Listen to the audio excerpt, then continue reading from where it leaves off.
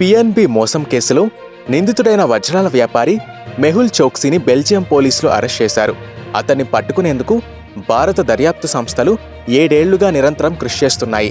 ఈ ఆర్థిక నేరగాడి కదలికలపై నిఘా పెడుతూ వచ్చిన దర్యాప్తు సంస్థలు ఆయనకు సంబంధించిన సమాచారాన్ని ఆయా దేశాలతో పంచుకుంటూ వచ్చి భారత్లో వాంటెడ్ అయిన వజ్రాల వ్యాపారిని ఎట్టకేలకు బెల్జియంలో అరెస్ట్ అయ్యేలా దర్యాప్తు సంస్థలు కృషి చేశాయి.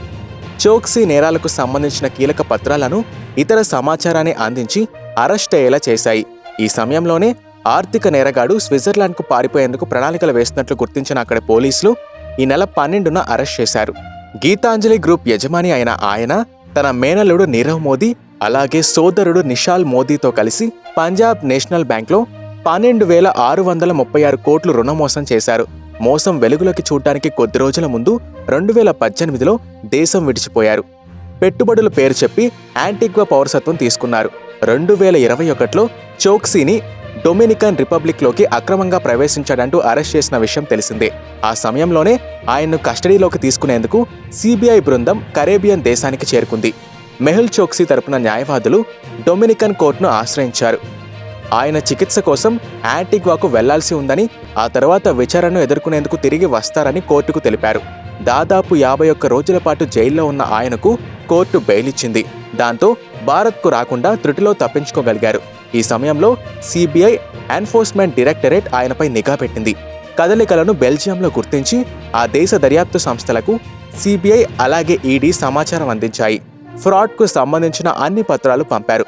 ఈ క్రమంలో చోక్సీ స్విట్జర్లాండ్కు పారిపోయేందుకు ప్రయత్నిస్తున్నట్లు బెల్జియం పోలీసులు గుర్తించారు. దాంతో వెంటనే ఆయన్ను పోలీసులు అరెస్ట్ చేశారు.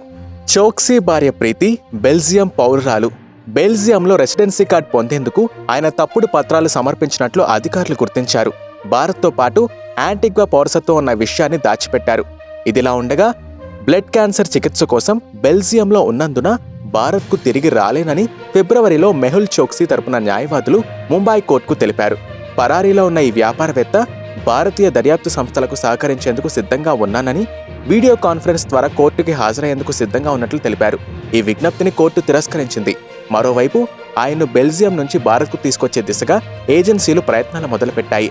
Mehul Choksi legal team bail కోసం దరఖాస్తు దాఖలు చేస్తామని, భారత్కు అప్పగించడాన్ని వ్యతిరేకిస్తామని తెలిపింది.